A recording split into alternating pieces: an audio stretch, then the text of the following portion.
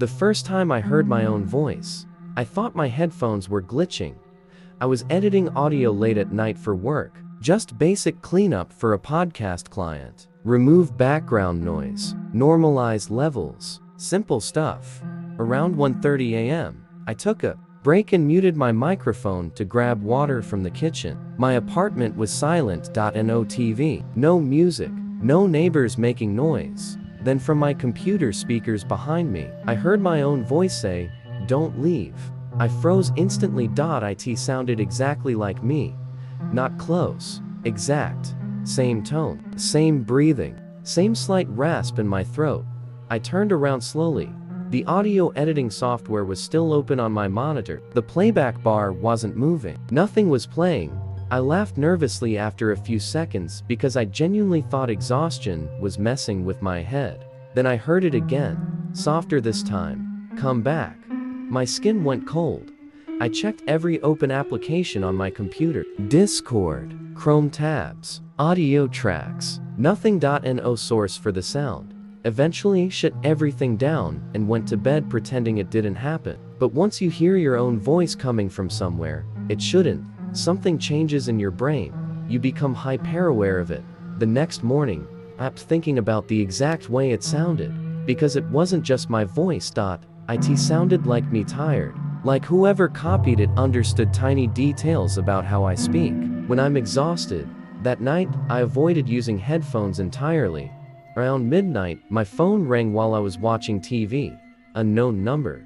Normally, ignore those calls, but something about it made my stomach tighten immediately. I answered without speaking. For a few seconds there was only static. Then my own voice whispered, "Hey."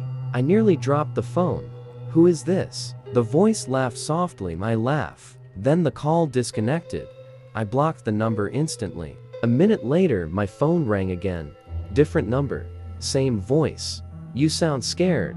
I hung up immediately. By the third call and plugged my router because I convinced myself I'd been hacked somehow.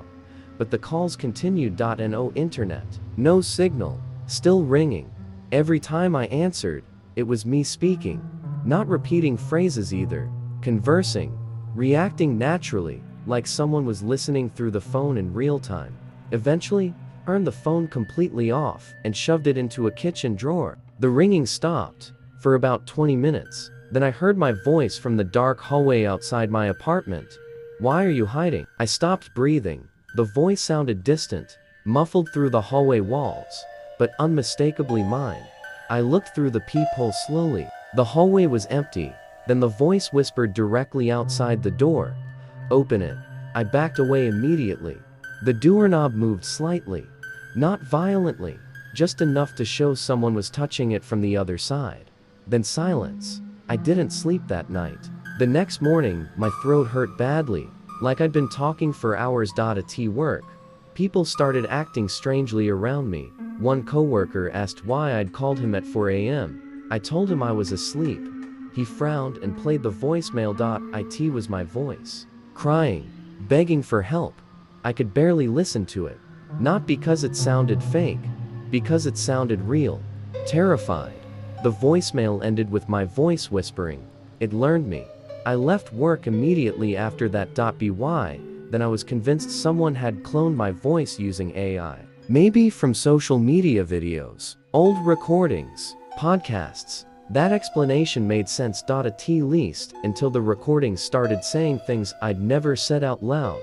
Private thoughts, fears, memories. One voicemail mentioned a childhood nightmare I'd never told anyone about. Another repeated something I'd muttered to myself alone in the shower the previous night. That's when paranoia became panic. I stopped talking almost entirely after that. I thought maybe it needed my voice somehow, like every word I spoke gave it more to copy. So I stayed silent. No calls, no conversations, no TV. The apartment became unbearably quiet. Then one night, while brushing my teeth, I heard breathing behind me in the bathroom. I looked up slowly at the mirror, and my reflection spoke before I did. Better. Its mouth moved independently. My toothbrush fell into the sink. The reflection smiled slightly, not mocking, relieved. like it had been waiting for silence. I stumbled backward out of the bathroom and slammed the door shut. Then I heard my own voice continuing calmly from inside. "You use it too much." I didn't answer. "You let people hear it." Something knocked softly against the mirror. "Now, they can hear me too." I spent the rest of the night sitting in my car in the apartment parking lot. At sunrise, I finally worked up the courage to return upstairs. The bathroom mirror was cracked from the inside, not shattered outward, inward, like something had struck the glass while trapped behind it. That day, things got worse fast. Friends texted asking why I kept sending strange voice messages. My mother called crying because she'd received a voicemail from me telling her goodbye. I never sent any of them, but everyone said the same thing. It sounded exactly like me. Then my bank contacted me. Someone had passed voice verification using my account. That was the moment real terror hit, because whatever this thing was, it wasn't just copying my voice anymore, it was becoming me. I went to the police that night. I already knew how insane I sounded trying to explain it. The officer listening to me kept giving me that expression people use when they think you're unstable, but dangerous enough to humor politely. Then his desk phone rang. He answered casually, listened for 3 seconds, and slowly looked at me. The color drained from his face. He lowered the receiver carefully and whispered, "It's asking for you." I ran before he could stop me. I haven't gone home since. I'm staying in motels now, paying cash, changing locations constantly, but it keeps finding me. Every hotel room phone rings eventually. Every time I answer, "It's me." At first the voice sounded playful, curious, but lately it sounds different, more confident, stronger. The last call happened yesterday at 2 a.m. I answered before I could stop myself. There was no static this time, and no distortion, just my voice speaking perfectly calmly. "You don't need it anymore." Then I realized something horrifying. The voice on the phone sounded more natural than mine does now, because after weeks of barely speaking, I've started losing my voice. My throat burns constantly, words come out strained and weak, but the thing speaking through the phone sounds healthy, clear, practiced, like it's getting better every day. And tonight, for the first time, when I tried speaking out loud in this motel room, nothing came out at all. Then the room phone beside the bed rang, and from the receiver, I heard myself breathing.